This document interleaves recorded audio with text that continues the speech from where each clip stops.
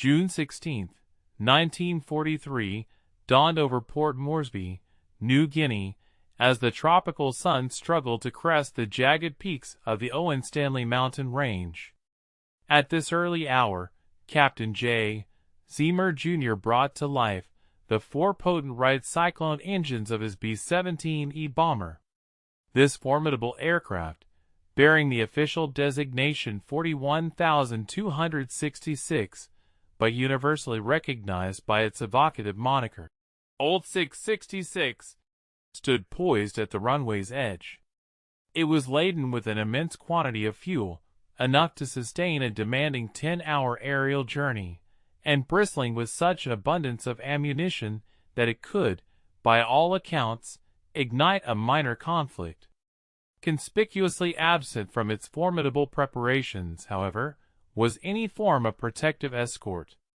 Captain Zeamer was on the precipice of embarking upon an audacious flight, destined to traverse over 1,000 miles deep into the most heavily fortified Japanese-controlled airspace in the vast Pacific theater. His sole companions on this perilous endeavor were a dedicated crew of 9 volunteers, each acutely aware that their prospects of returning alive ranged from exceedingly remote to utterly non-existent. The mission briefing, delivered with stark candor, had outlined the critical objective. Allied intelligence desperately required detailed reconnaissance photographs of Buka and Bougainville, strategically vital islands situated within the northern Solomon Islands. Japanese forces were observed to be rapidly expanding their airfield infrastructure in these locations, and General MacArthur's strategic planners urgently needed precise knowledge of the enemy's capabilities and deployments before the impending launch of Operation Cartwheel. The inherent challenge of this mission was formidable. Buka lay approximately 600 miles deep within hostile territory, effectively encircled by a formidable aerial defense comprising at least 400 Japanese fighter aircraft, dispersed across numerous airfields. Conventional military doctrine dictated that photo-reconnaissance missions of this nature should be accompanied by fighter escorts to ensure protection. However, the sheer distance rendered this impossible. No Allied fighter aircraft operating in the Pacific at that time possessed the operational range to complete the arduous round trip. Consequently, a solitary aircraft would be compelled to undertake this perilous journey, maintaining a slow and steady trajectory essential for the photographic equipment, and then, if challenged by the Japanese, endeavor to battle its way back to friendly lines. Remarkably, 3 distinct aircrews had previously declined this mission, citing what official records euphemistically termed tactical concerns. The unvarnished reality, however, was far simpler. Seasoned pilots, having meticulously scrutinized the maps and crunched the numbers, had unequivocally informed their commanding officers that this was not a mission. It was a suicide run with additional procedural steps. They argued that piloting a heavy bomber unescorted over enemy strongholds, at predictable altitudes, and speeds necessitated by the photographic technology of 1943 was an invitation to disaster. The Japanese, they contended, would detect the aircraft from 50 miles away, affording them ample time to scramble every Zero fighter within operational range, leaving the bomber with no sanctuary and no support. It was at this juncture that someone proposed the name of J. Zeamer. His selection was not primarily due to his being the most skilled pilot in the squadron, although by this point in the conflict he very well might have been. Rather, Zeamer possessed an established reputation for accepting missions that no one else dared to undertake, and, against all odds, somehow returning. He had previously piloted Old 666 on extensive mapping expeditions over previously uncharted expanses of New Guinea, consistently managing to evade Japanese patrols. His crew reposed in him a degree of loyalty that bordered on fervent devotion. Furthermore, his bomber was no ordinary B-17.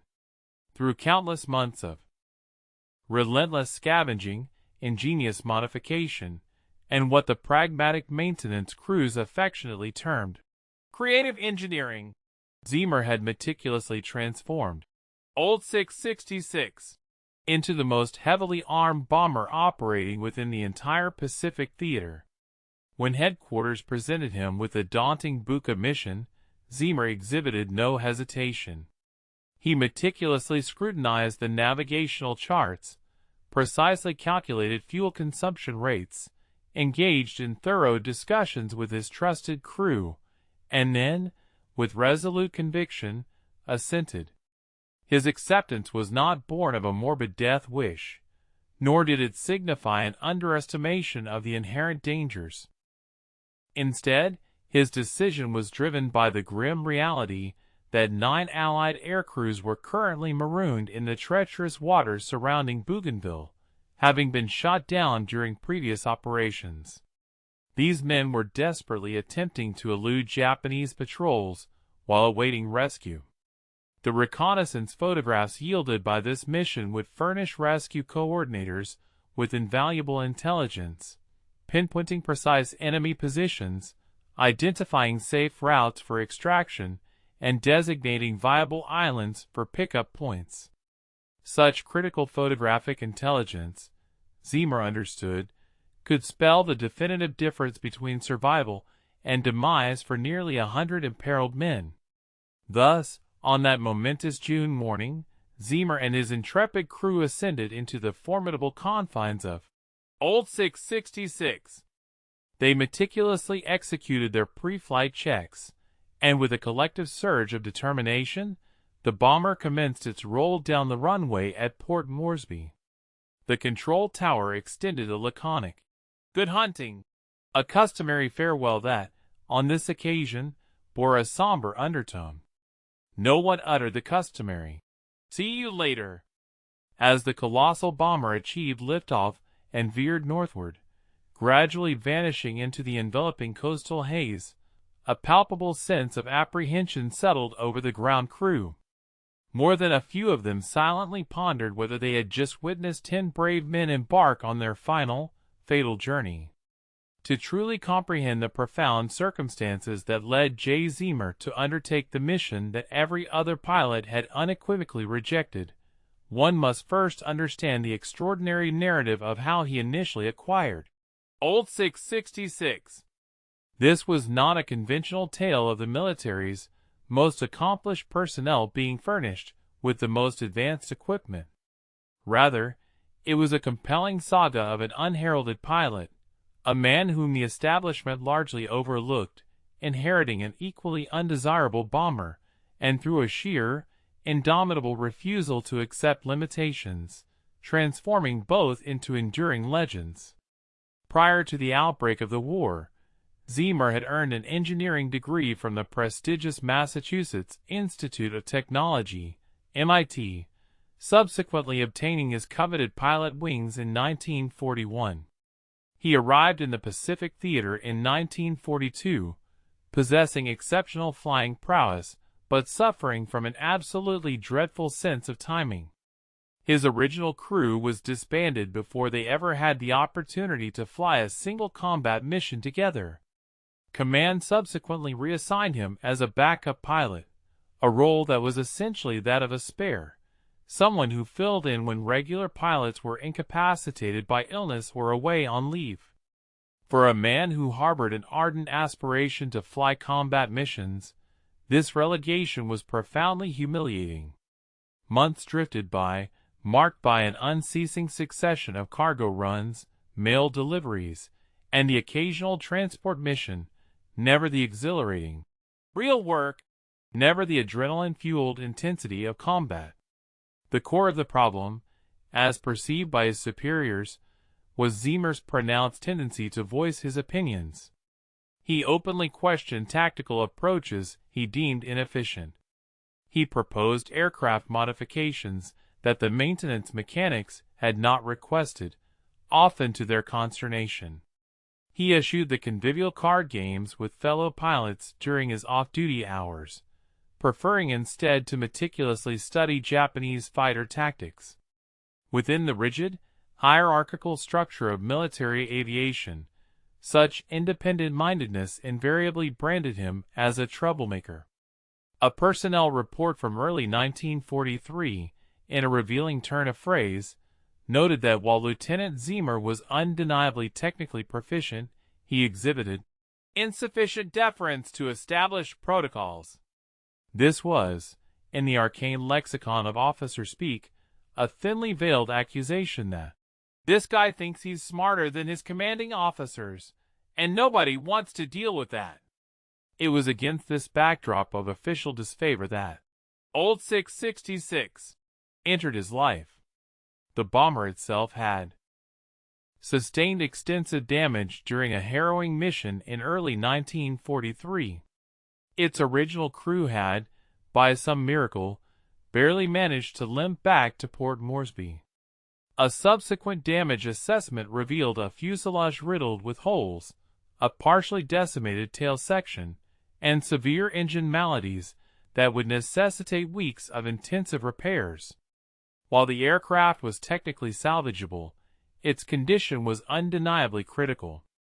It was unceremoniously towed to the furthest reaches of the airfield, a desolate zone where damaged aircraft languished, awaiting scarce parts, dedicated attention, or, more often than not, eventual scrapping. For most pilots, Old 666 would have remained an invisible wreck, just another broken bird amidst dozens. Zeamer, however, perceived not a wreck, but an unparalleled opportunity. He approached his commanding officer with a daring proposition. "Allow me to repair it, and allow me to retain it. Let me form my own crew, execute our own missions, and we will endeavor to stay entirely out of everyone's way." The response he received was, in essence, a dismissive, "Sure, whatever," the kind of perfunctory permission granted when one harbors no expectation of meaningful results. And so, Zeamer, with characteristic determination, commenced his arduous work.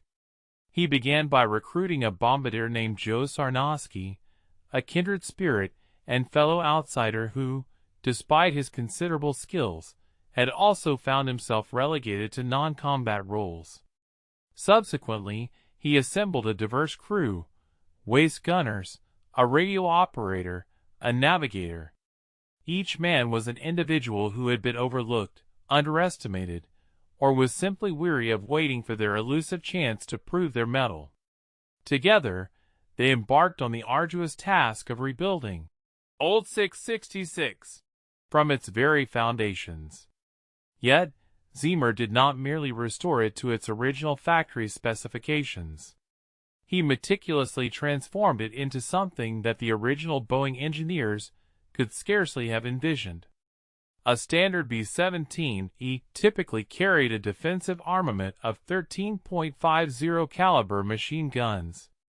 Zeamer, through ingenious scavenging of weapons from other damaged aircraft, added an additional 6, installing them in custom-fabricated positions.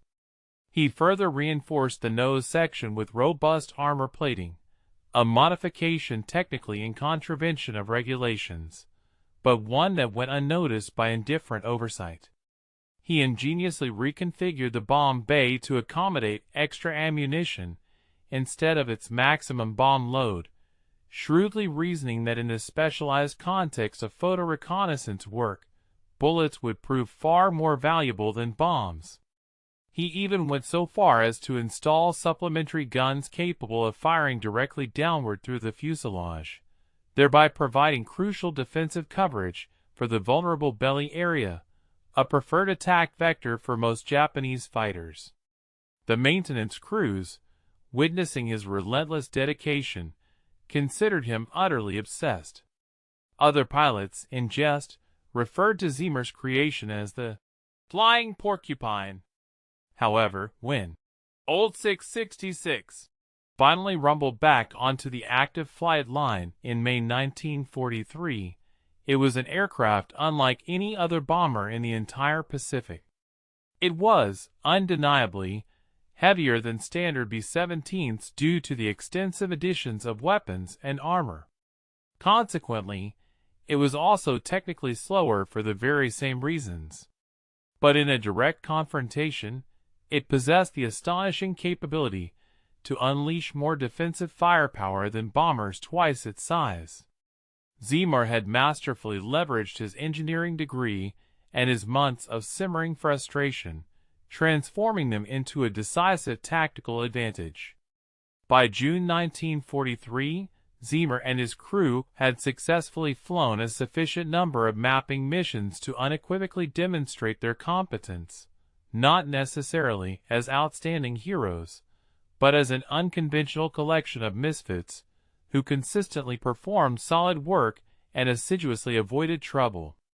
And it was precisely for these reasons that, when headquarters found itself in dire need of someone for a mission fraught with terrible odds and devoid of any conventional glory, their thoughts inexorably gravitated toward the maverick pilot and his extraordinary Frankensteinian bomber. After all, if the mission were to go awry, the military establishment reasoned, they would not be losing their most valuable personnel. The initial leg of the flight to Buka spanned nearly 4 hours, and for the preponderance of that duration, an almost serene tranquility enveloped the crew. Old 666 maintained a steady, droning northward trajectory over the vast Solomon Sea at an altitude of 25,000 feet, sufficiently high to circumvent the majority of anti-aircraft fire, yet low enough to obviate the constant necessity of supplemental oxygen for the crew. Zeamer meticulously kept the engines throttled back, prudently conserving every precious gallon of fuel. They would, he knew, require every drop for the arduous return journey. Navigator Ruby Johnston diligently worked his charts, his voice calm as he called out precise course corrections. Radio operator Forrest Dillman assiduously monitored various frequencies, his ears keenly attuned to any nascent indications that Japanese radar might have detected their presence. In the nose compartment, Bombardier Joe Sarnowski performed the final, meticulous adjustments to the cameras, carefully verifying angles and exposure settings. A palpable tension permeated the aircraft, yet it was the controlled, manageable tension characteristic of seasoned professionals engaged in exceptionally difficult work. At approximately 0900 hours, the intrepid crew initiated their critical aerial reconnaissance mission over Buka. Captain Zeamer meticulously guided the aircraft, Old 666, to an altitude of 20,000 feet, where he stabilized its flight path for the crucial photographic sweep. This phase represented the mission's most precarious segment. For the captured imagery to possess maximum utility, Old 666 was compelled to maintain an unswerving, level trajectory, adhering to precise altitude and velocity, eschewing any defensive maneuvers or deviations. It demanded unwavering steadiness, as its sophisticated cameras diligently recorded countless images of Japanese airfields, fortified gun emplacements, and vital supply depots situated far below. This photographic endeavor was projected to consume approximately 6 minutes, a protracted 360 seconds during which the bomber would present itself as a lumbering target within hostile airspace. Mere moments, precisely 3 minutes, into this perilous run, Waist Gunner William Vaughn detected an ominous presence. He observed numerous dark specks rapidly ascending from the vicinity of Kahili Airfield. To confirm his initial assessment, he meticulously counted them a second time before activating his intercom. "Fighters 5 o'clock high," he reported with urgency. "They appear to be zeros, skipper. My count suggests at least 15, possibly 20. Zeamer's immediate reply was remarkably composed, almost as if engaged in an ordinary conversation. "Ruby, how much time do we have before they intercept us?" Navigator Johnston, known for his swift calculations, promptly responded, 3 minutes, perhaps 4. Zeamer offered a silent nod, unseen by his crew, before querying, "Joe, What's our remaining time on the photo run? Sarnowski, ever diligent, quickly assessed his equipment. 3 more minutes for full coverage, he confirmed. The gravity of the moment crystallized into the agonizing dilemma that haunts every commanding officer. The choice was stark: abort the mission immediately, retreat to safety, and leave their objective unfulfilled, or steadfastly maintain their course, complete the vital task, and confront the inevitable onslaught. Zeamer, however, harbored no serious contemplation of retreat. His voice, now resolute, cut through the tension. All guns, prepare for engagement. We are completing this run. In the rear sections of the aircraft, the gunners swiftly loaded their weapons and meticulously scoured the vast expanse of sky.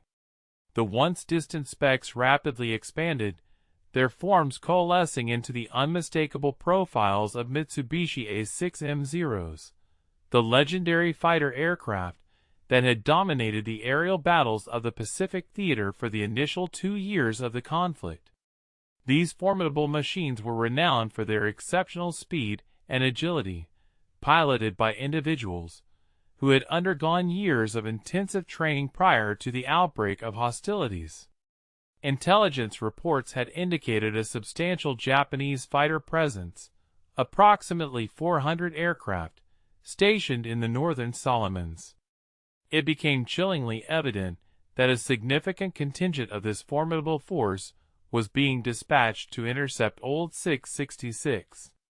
The inaugural Zero launched its assault at precisely 9:07, executing a steep dive from above and behind, a classic and highly effective attack vector against bomber aircraft.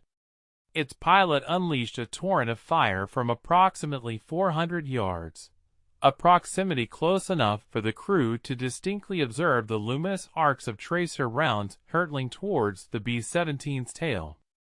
Tail gunner Herbert Pugh responded without hesitation, his twin .50 caliber machine guns roaring into action, expelling rounds at an astonishing rate of 800 per minute. The Zero abruptly disengaged. Whether this withdrawal was due to sustained damage or merely a tactical precaution remained unclear to the crew. Yet, in its wake, 3 additional enemy fighters materialized, launching coordinated attacks from various angles simultaneously. What transpired next, though measured at a mere 13 minutes by the clock, was perceived by the beleaguered men inside Old 666 as an agonizing span of hours compressed into fleeting seconds. The Japanese aviators demonstrated exceptional skill, representing some of the most proficient pilots within their respective air groups. They had meticulously devised specific tactics for engaging B-17s, orchestrating their approaches to strike from multiple directions concurrently, a strategy designed to overwhelm the bomber's defensive firepower. Against a conventional B-17 manned by a typical crew, these sophisticated maneuvers often proved devastatingly effective. However, Old 666 was far from standard, and her crew was equally extraordinary. Thanks to Zeamer's ingenious modifications, every gun position boasted interlocking fields of fire, creating a formidable defensive network. Consequently, when Zeros pressed their attacks from the rear, they were met with a concentrated barrage from the tail guns, both waist guns, and the dorsal turret. Assaults from below encountered the additional ventral gun that Zeamer had personally installed. Frontal engagements were confronted not only by Sarnowski's potent nose gun, but also by reinforced forward positions. The entire bomber vibrated violently under the sustained recoil of 19.50 caliber machine guns firing in a rotating sequence. Spent brass casings rapidly accumulated, forming growing piles upon the aircraft's floor. The internal temperature of the cabin soared beyond 100 degrees Fahrenheit, solely attributable to the intense heat generated by the relentless gunfire. Amidst the cacophony, gunners ceaselessly relayed target identifications, issued urgent warnings, and reported damage, all while the aircraft pitched and vibrated under the continuous impact of enemy fire. Zeamer, with an almost artistic precision, piloted the bomber as if engaged in a dangerous dance, executing subtle adjustments. These maneuvers were never significant enough to compromise the integrity of the photographic run, yet they were precisely calculated to disrupt the enemy's aim by mere fractions of a degree, a critical difference between a devastating hit and a fortunate miss. And through this relentless ordeal, the cameras continued their unwavering operation.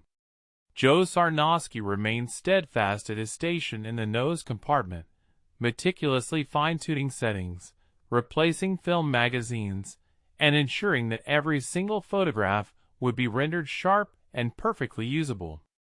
This unwavering dedication stemmed from the profound understanding that this was the very essence of their mission, the ultimate purpose of their presence. Meanwhile, the Zeros continued their relentless assaults, arriving in successive waves, and it became increasingly apparent that old 660 SIX's extraordinary luck was beginning to wane.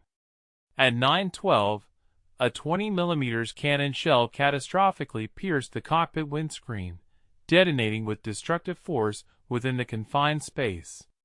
Shrapnel ripped through the instrument panel, severing vital control cables, and rendering half of the essential gauges Zeamer relied upon utterly inoperable. A searing piece of hot metal, roughly the size of a quarter, embedded itself painfully in Zeamer's right arm, while another fragment sliced a deep gash across his leg. Blood rapidly saturated his flight suit, yet his hands remained firmly clasped to the controls. The bomber, against all odds, continued its flight. The cameras, miraculously, continued their operation. All other considerations were, for Zeamer, entirely secondary. In the forward nose compartment, Joe Sarnowski had just completed the arduous task of replacing a film magazine when a Zero launched a terrifying head-on attack, its guns blazing with lethal intent. This particular type of assault was the most dreaded by bomber crews, as frontal engagements afforded gunners only a precious few seconds to react before the swift fighter streaked past. Sarnowski, with a surge of adrenaline, swung his .50 caliber machine gun forward and unleashed a devastating burst of fire, meticulously walking his tracer rounds directly into the Zero's engine cowling.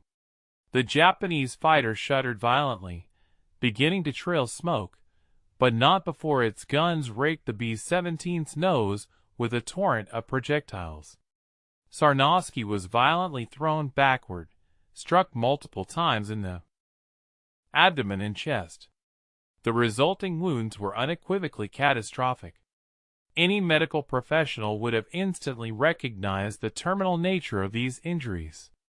Sarnowski, too, understood his grim prognosis, feeling his vital strength rapidly ebbing away with each fading heartbeat.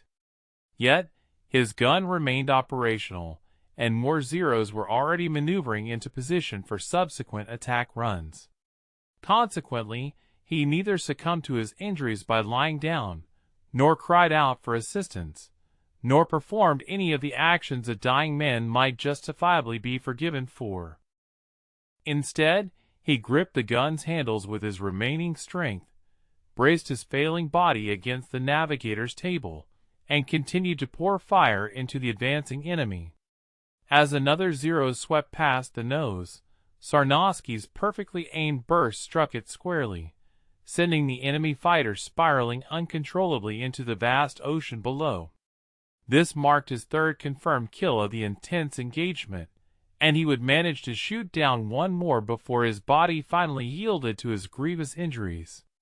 Simultaneously, in the rear of the aircraft, the waist gunners were grappling with their own escalating crisis. The Japanese pilots, demonstrating a tactical shrewdness, had discerned that old 660 SIX's densest concentration of defensive firepower was directed towards its rear and flanks. Adapting their strategy, they began launching their assaults from below and ahead, angles where the bomber's armament offered significantly less coverage. Waist gunner William Vaughn courageously leaned out into the powerful slipstream, battling against the ferocious 200 miles per hour winds, striving to bring his machine gun to bear on a Zero executing an underneath pass. A sudden burst of 7.7 mm rounds stitched across his position, and he felt immediate impacts, one in his shoulder, another that narrowly grazed his skull. His vision blurred, turning red, and a wave of dizziness washed over him, yet he adamantly remained at his gun. Herbert Pugh, stationed in the tail section, had been firing almost without cessation for a grueling 8 minutes. The barrels of his machine guns had become incandescent, glowing a vivid cherry red in the dim confines of the tail compartment. Ammunition reserves were critically low. He had expended nearly 1,500 rounds, and the remaining belts were visibly dwindling. A Zero executed a high-side pass, and Pugh, with remarkable precision, tracked it flawlessly, leading the target just enough to account for its speed and angle of approach. His rounds meticulously walked up the fighter's fuselage, directly into its cockpit.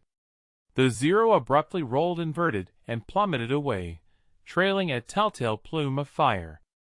This confirmed a fourth kill for the tenacious tail gunner, but he had long since ceased keeping tally. There was always another enemy aircraft to contend with. Co-pilot John Britton had sustained painful shrapnel wounds in both legs when a 20 mm shell detonated against the armor plating position behind his seat, the very extra armor Zeamer had installed, defying standard regulations. While the additional metal had successfully absorbed the brunt of the fragments, a sufficient number had penetrated to inflict serious harm. Britton's flight suit was heavily soaked with his own blood, and every slight movement sent fresh, agonizing waves of pain through his body. He glanced across at Zeamer, observing the captain slumped forward, barely clinging to consciousness, and a chilling realization dawned.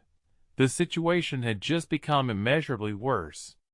Should Zeamer completely lose consciousness, Britton would be forced to pilot Old 666 back to base, despite injuries that, under normal circumstances, would have necessitated immediate hospitalization. The dorsal turret gunner, Johnny Abel, had suffered a severe hand injury, losing 2 fingers to a fragment from a 20 mm shell.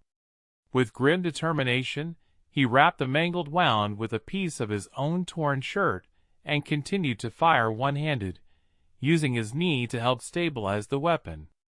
Radio operator Forrest Dillman, whose typical combat duties were limited, had seized one of the spare machine guns and was actively firing through an open window, thereby augmenting the bomber's beleaguered defensive fire. Even navigator Ruby Johnston, when not meticulously charting their potential escape routes, was tirelessly engaged in feeding ammunition belts to the gunners and vocally relaying enemy fighter positions.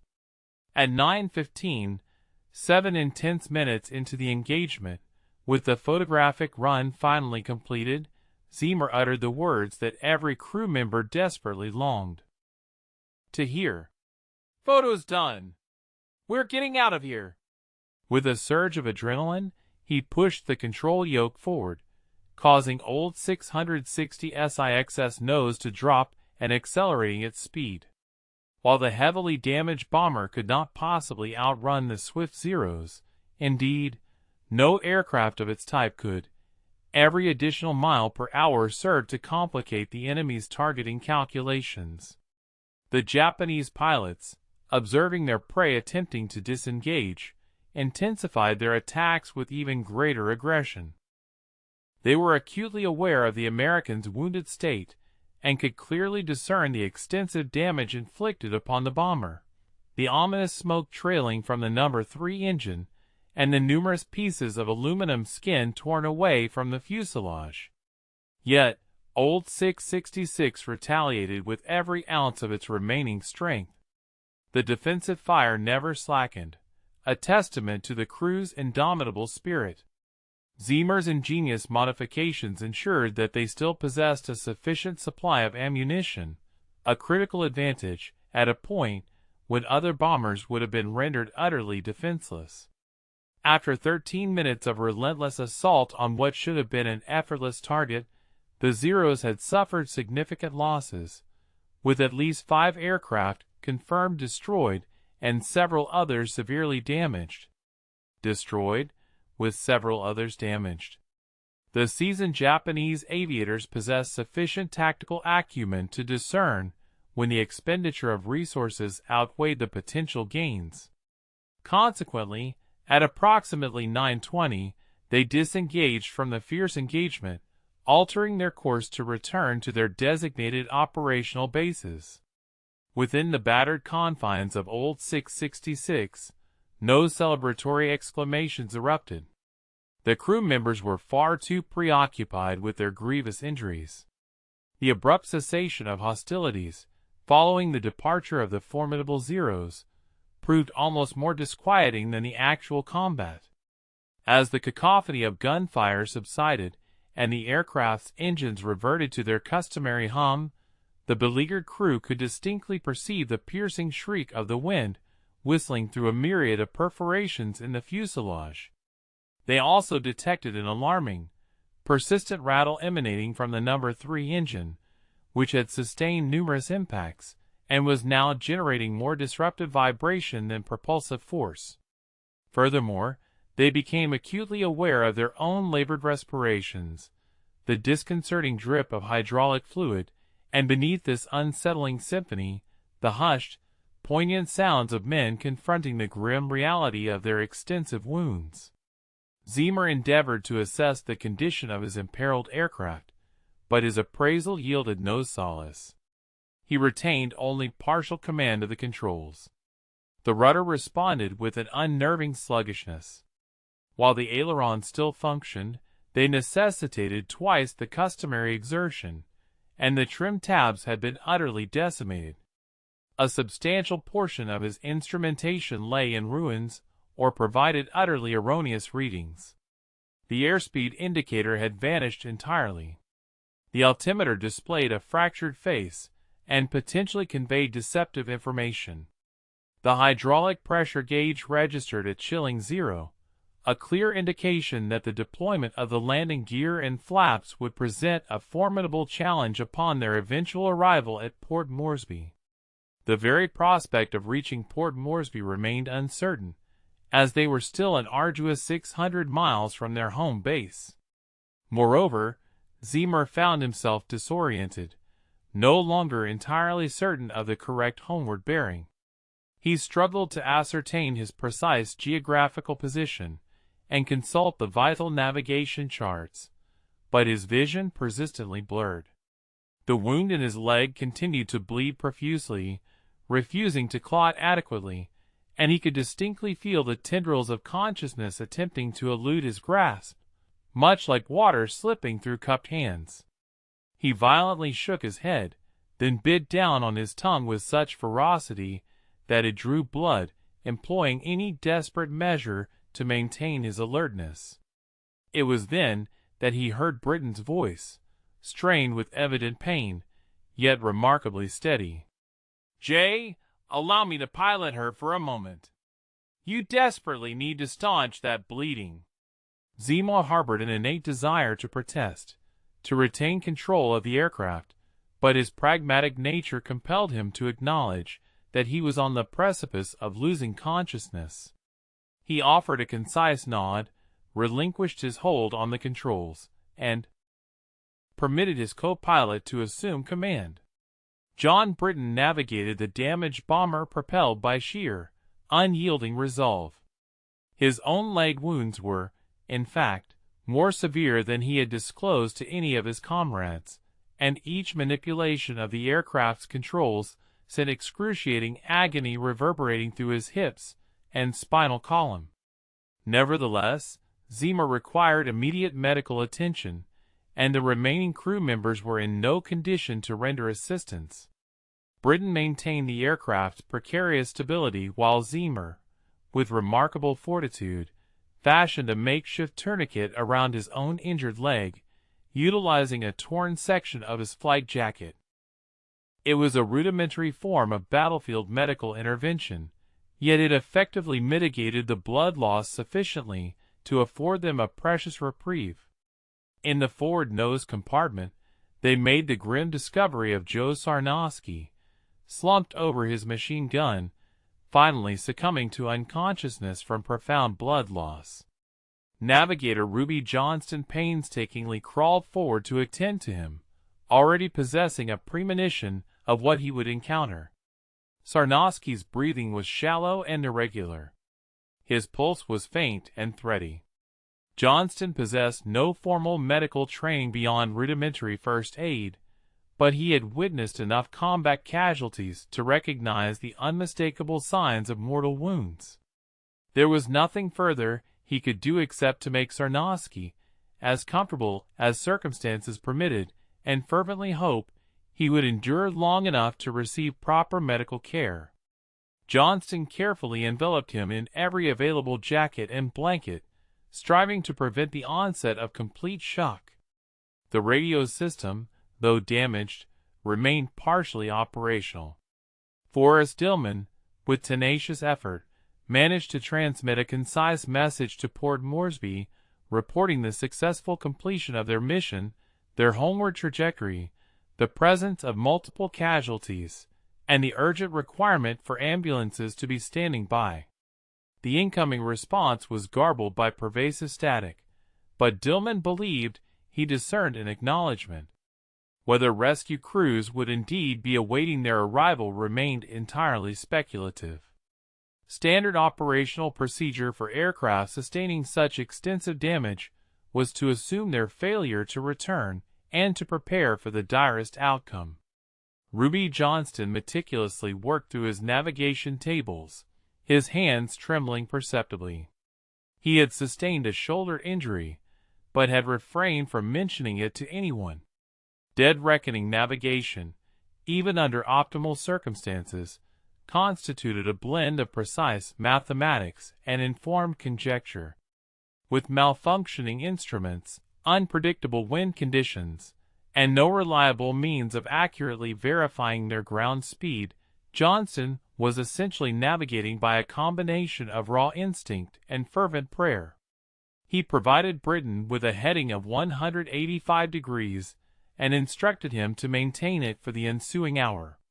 If Johnston's calculations proved accurate, this course would guide them southward toward the vast expanse of the Solomon Sea, safely away from Japanese-held territory. Conversely, if his calculations were flawed, they risked flying directly over yet another enemy airfield. Zeamer regained consciousness after an interval of approximately 20 minutes, and promptly reassumed control of the aircraft from Britain. The co-pilot offered no resistance. He himself was barely clinging to consciousness. They established a grueling rhythm, alternating command every 15 or 20 minutes, with whichever pilot was marginally less on the verge of collapsing taking the yoke while the other rested. This method was certainly not endorsed by standard aviation manuals for piloting multi-engine bombers. However, nothing about their current perilous situation adhered to any established manual. The number 3 engine finally succumbed entirely at approximately 10:30 hours, seizing with a harrowing, grinding shriek that reverberated ominously throughout the entire airframe.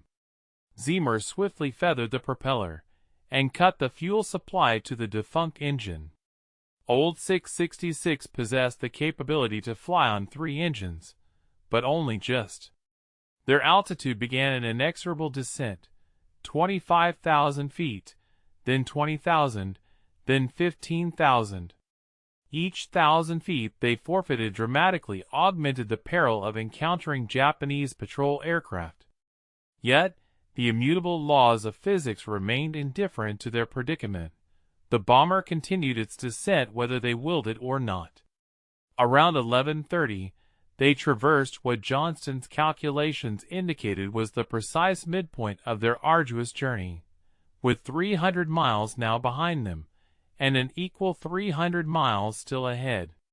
The crew had completed whatever limited medical care they could administer to themselves, which primarily consisted of applying bandages and tourniquets. Remarkably, everyone remained alive, a fact that bordered on a minor miracle. However, enduring the next 3 hours would necessitate Old 666 defying all reasonable expectations of structural integrity. The bomber was hemorrhaging vital hydraulic fluid, leaking precious fuel from ruptured tanks, vibrating violently from damaged control surfaces, and was being held aloft by 3 questionable engines and an indomitable collective stubbornness. The crew placed their unwavering trust in Zeamer. Zeamer, in turn, placed his faith in the aircraft he had painstakingly reconstructed with his own hands, and somewhere high above the vast Solomon Sea, bleeding and broken, they all steadfastly continued their desperate flight toward home. To fully comprehend the profound reasons why Zeamer and his courageous crew were prepared to embark upon what virtually everyone else recognized as an almost certain suicide mission, one must grasp the immense strategic significance of those reconnaissance photographs to the broader Pacific campaign. This undertaking transcended mere personal glory or reckless heroism. The critical images captured by Old 666, currently safeguarded within magazines in the bomber's nose compartment, shielded by the body of Joe Sarnosky, contained intelligence that would directly preserve countless lives and fundamentally alter the strategic landscape in the Solomon Islands. Operation Cartwheel represented General Douglas MacArthur's meticulously conceived strategy to neutralize the formidable Japanese stronghold at Rabaul without necessitating a direct, costly frontal assault. The underlying concept was elegantly simple: systematically capture or render inoperative the airfields encircling Rabaul, thereby severing its critical supply lines and air support until the base was effectively rendered strategically irrelevant. However, the successful execution of such a strategy demanded comprehensive and detailed knowledge of Japanese dispositions throughout the sprawling Solomon Islands chain. Where precisely were their operational airfields situated? What was their maximum aircraft capacity? What were the optimal approaches for naval bombardment? Where could Allied forces execute safe landings? These pivotal questions could not be answered with mere conjecture or outdated intelligence. They absolutely required current, high-resolution aerial photographs. The specific geographical area Zeamer had meticulously photographed, encompassing Buea and Bougainville, held paramount importance because it lay directly athwart the vital supply route connecting Rabaul with the Japanese positions in the southern Solomon Islands.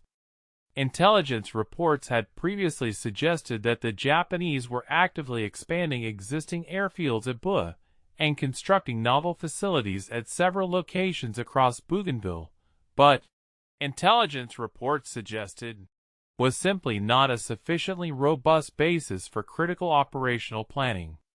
MacArthur's staff urgently required precise coordinates, exact runway lengths, the exact number and type of anti-aircraft positions, the locations of fuel storage depots, and dozens of other granular details that only comprehensive aerial photography could furnish. Previous attempts to photograph these crucial installations had either failed to approach closely enough or had been aggressively repelled by Japanese fighter aircraft before completing their vital coverage. However, there was an even more immediate and pressing imperative driving this perilous mission. 9 Allied bomber crews, a contingent comprising nearly 90 brave airmen, were at that very moment either adrift in the vast ocean or concealed on various small islands scattered throughout the Bougainville area. They had been shot down during preceding bombing sorties over the preceding 3 weeks. Some had managed to reach uninhabited islands and were now patiently awaiting rescue. Others were discreetly hidden on Japanese-occupied islands, relying on the unwavering loyalty of friendly local inhabitants to shield them from relentless enemy patrols. The Navy possessed submarines and PBY Catalina flying boats capable of attempting these dangerous rescues, but they desperately needed precise information regarding the operational patterns of Japanese patrol boats, which islands harbored enemy garrisons, and which approach routes offered a relatively safe passage. Zeamer's invaluable photographs would provide precisely that critical intelligence. The high-altitude imagery would reveal intricate Japanese patrol patterns, pinpoint the exact locations of coastal gun emplacements, and identify which beaches were under constant surveillance versus those remote enough for clandestine pickup operations. Intelligence analysts back at Port Moresby were already preparing their workstations, poised to develop the photographic film the instant Old 666 made its triumphant return.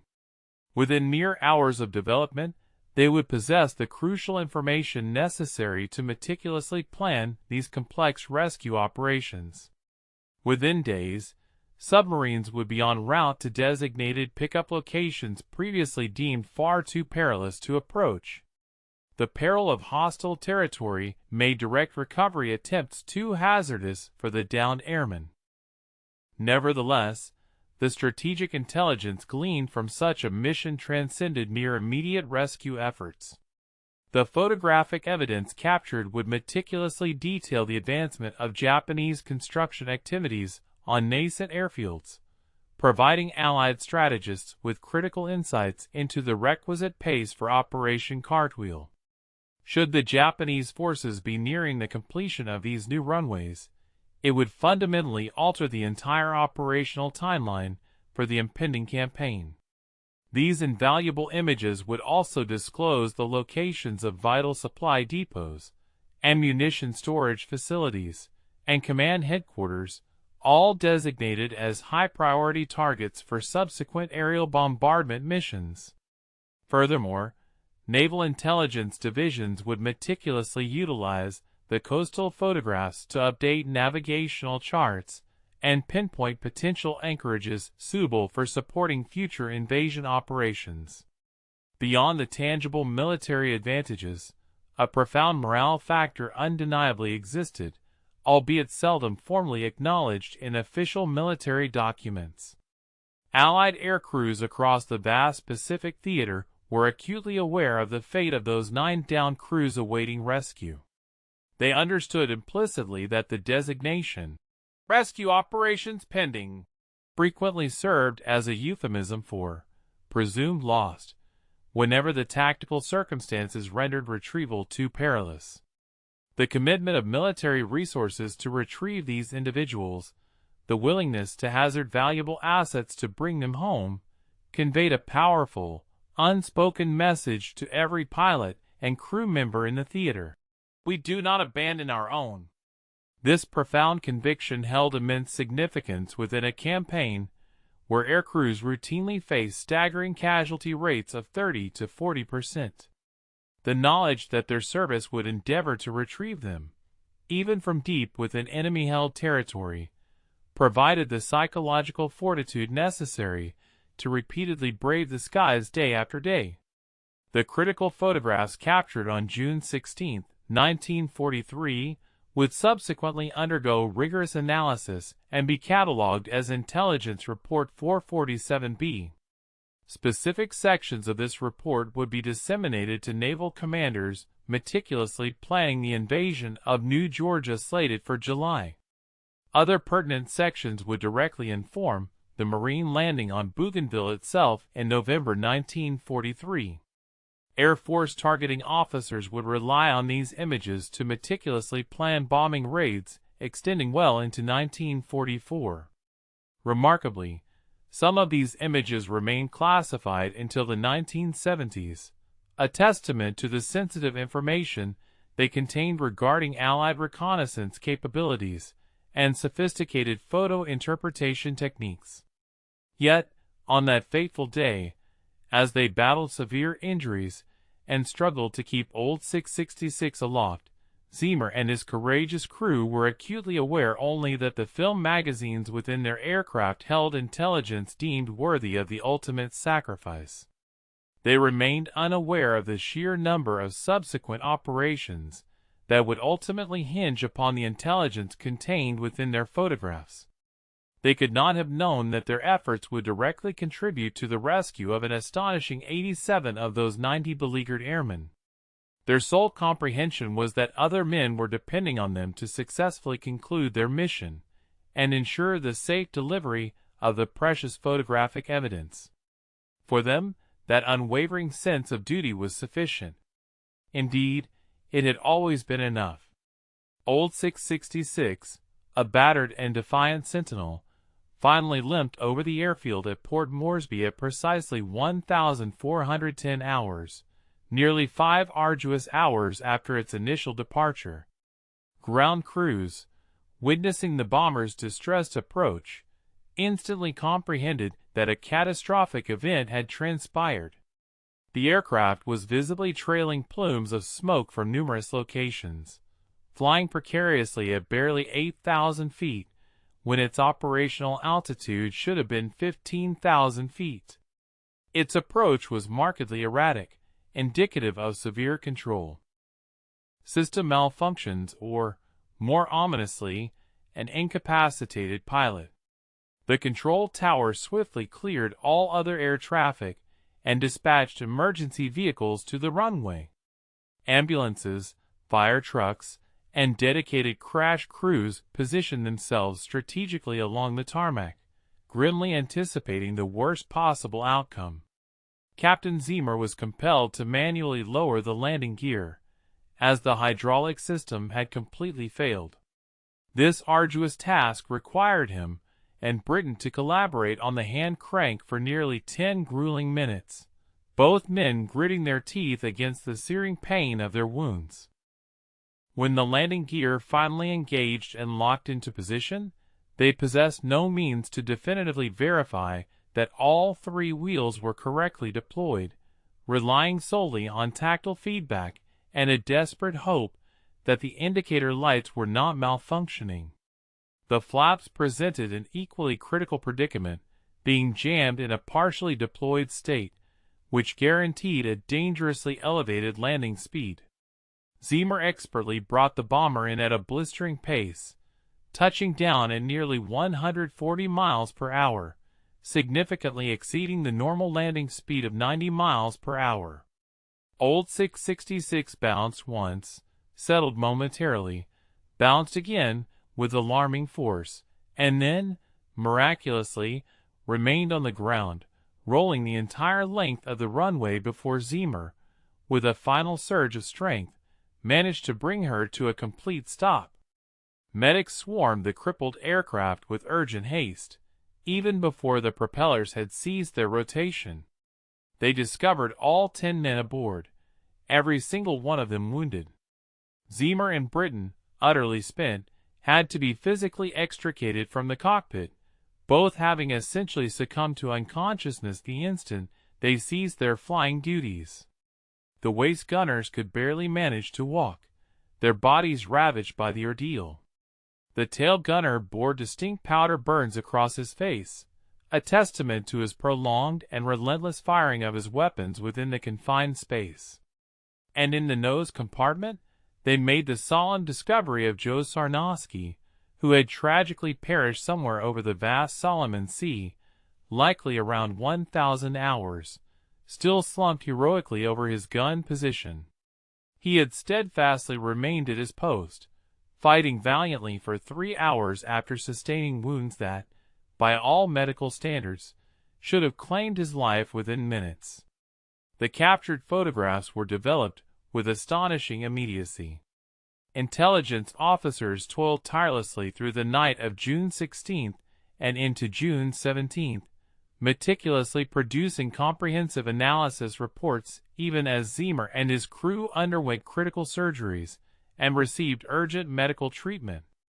The quality of the images was truly extraordinary, crisp, clear, and revealing every minute detail that Allied planners desperately required. One could readily discern, and count individual aircraft stationed at Kahili Airfield. The precise progress of construction on new revetments and taxiways was plainly visible. Coastal gun positions, complete with their calculated firing arcs, were clearly identifiable. Japanese patrol boat anchorages were distinctly marked. The resulting analyst's report swelled to over 200 pages, meticulously cross-referenced and annotated, and subsequently distributed to multiple critical commands. Within a mere 48 hours, the inaugural rescue operation, directly predicated on the intelligence provided by old 660 SIXS photographs, was launched. A Navy submarine successfully retrieved 6 downed airmen from an island that the photographs had unequivocally indicated was unoccupied by Japanese forces. Over the ensuing 3 weeks, a series of meticulously coordinated operations resulted in the rescue of an astounding 87 of the 90 stranded men. Sadly, 3 had already succumbed to their injuries or had been captured before rescue efforts could reach them, but 87 brave individuals were brought home. These rescued men understood precisely the reason for their deliverance. Word of the audacious mission that had meticulously mapped enemy positions and facilitated these life-saving pickups spread like wildfire among the Pacific air crews. The recommendations for valorous medals commenced immediately. Zeamer's commanding officer, who had candidly admitted to having expected never to see any of them alive again, drafted the initial citations on June 18, even as his pilots were still undergoing surgery. The awards progressed through official channels with uncharacteristic swiftness. By July, the decisions were formally finalized. Captain J. Zeamer Jr. was designated to receive the Medal of Honor for his conspicuous gallantry and intrepidity, actions far exceeding the call of duty. Second Lieutenant Joseph Sarnosky would be posthumously awarded the Medal of Honor for his conspicuous gallantry and intrepidity, sacrificing his life above and beyond the call of duty. It was an exceptionally rare occurrence for 2 men from the same crew to be bestowed with the Medal of Honor for a single action. While it had happened previously, such instances were limited to a mere handful of times throughout American military history. The remaining members of the intrepid crew, co-pilot John Britton, navigator Ruby Johnston, bombardier George Kendrick, who later replaced Sarnosky on subsequent missions, engineer Johnny A. Yell, radio operator Forrest Dillman, and gunners Herbert Pugh, William Vaughn, and Bud Thursday, each received the Distinguished Service Cross, the nation's second-highest military decoration. Every single man aboard that aircraft was recognized with one of the top 2 awards for valor, an unprecedented feat within the Army Air Forces. A complete crew, every member honored with either the Medal of Honor or the Distinguished Service Cross for a solitary mission, unequivocally underscored the unparalleled nature of their actions and the pivotal contribution of each individual. Zeamer dedicated 3 months to his arduous recovery from his grievous wounds. The injuries to his leg and arm necessitated multiple complex surgeries, and medical professionals initially believed he might never be able to fly again.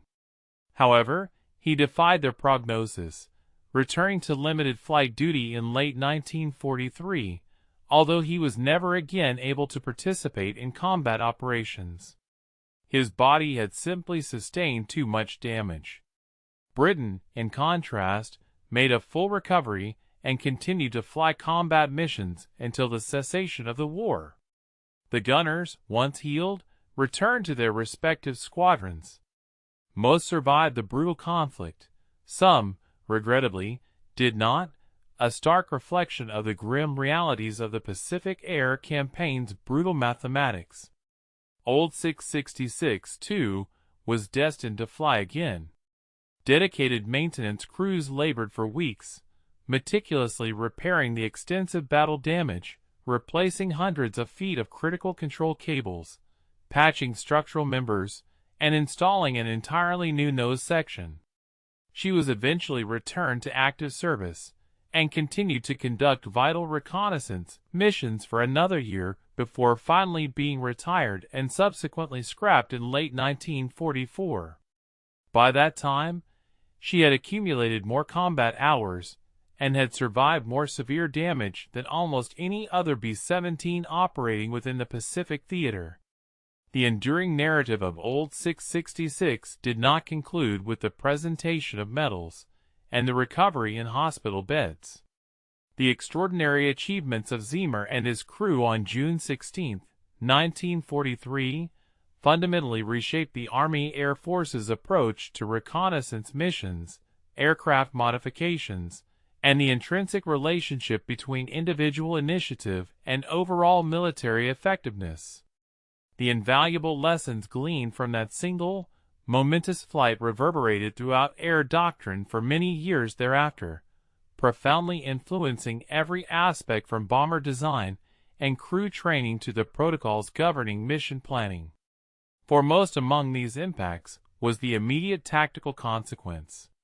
Prior to Old 660 SIXS mission, conducting photo reconnaissance deep within enemy territory was deemed so inherently perilous that crews were officially permitted to decline such assignments without incurring any formal penalty.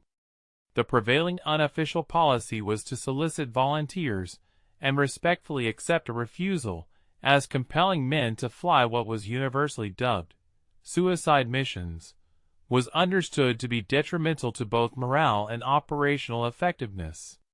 Yet, Zeamer's audacious mission conclusively demonstrated that with the judicious implementation of appropriate aircraft modifications, the rigorous application of specialized crew training, and the adoption of a sound tactical approach, even heavily defended targets could be successfully photographed.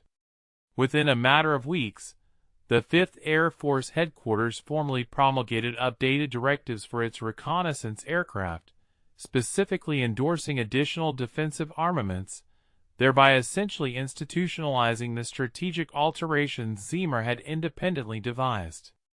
The profound engineering modifications extended beyond the mere addition of supplementary weaponry. Zeamer's implementation of reinforced armor plating, his ingenious repositioning of ammunition storage for enhanced weight distribution, and his meticulously designed, enhanced interlocking fields of fire were far from haphazard adjustments.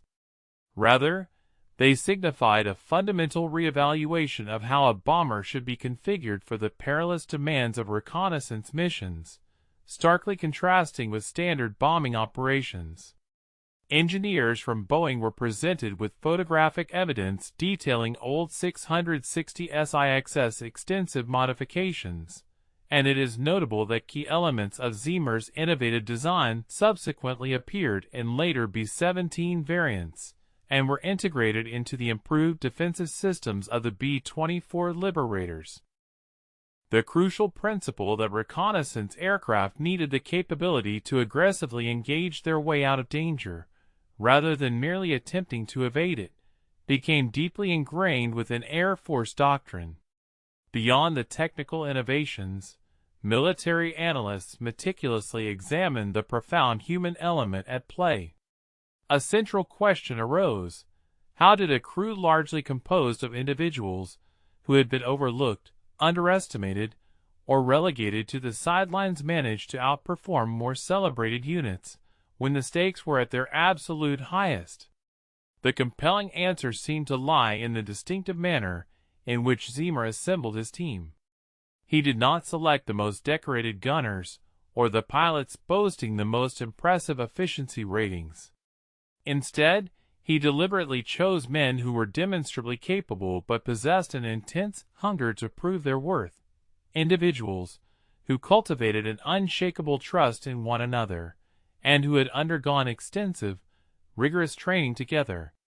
They had diligently flown dozens of critical mapping missions prior to undertaking the perilous BUA assignment, thereby forging a level of coordination and seamless communication that even more prestigious crews sometimes conspicuously lacked. This particular success profoundly shaped crew assignment policies throughout the remainder of the war.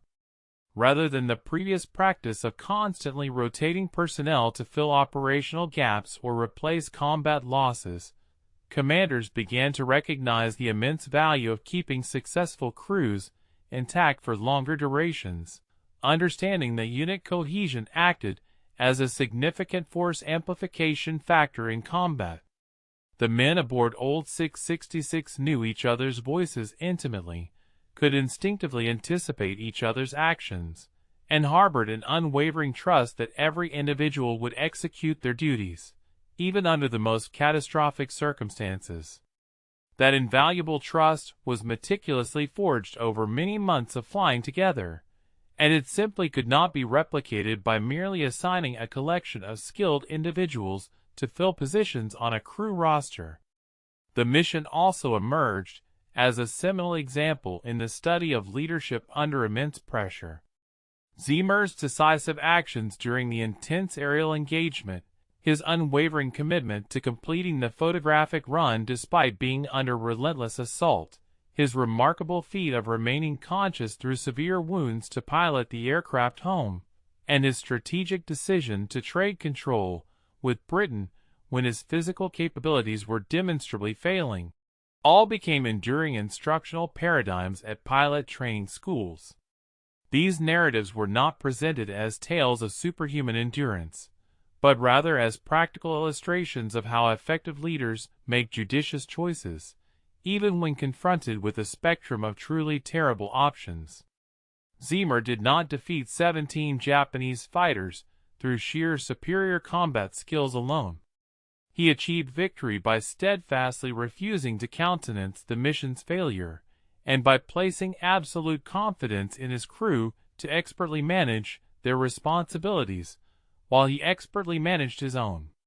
For the families of the 87 airmen whose lives were saved, the narrative carried a far more profound emotional impact. Many of those rescued individuals subsequently completed their tours of duty and returned home to lives that simply would not have come into being without the critical intelligence provided by Old 660 SIXS photographs. Children were born who otherwise would not have existed. Businesses were founded that would never have materialized. The cascading consequences of preserving 87 lives reverberated through multiple generations. Some of those rescued airmen maintained lifelong connections with members of Zeamer's crew. Others, in a powerful testament to gratitude, named their sons after Joe Sarnosky. The intricate calculus of loss and deliverance does not neatly balance on any conventional ledger, yet the people directly involved profoundly understood the immense personal sacrifice that had been made and the precious lives that had been preserved.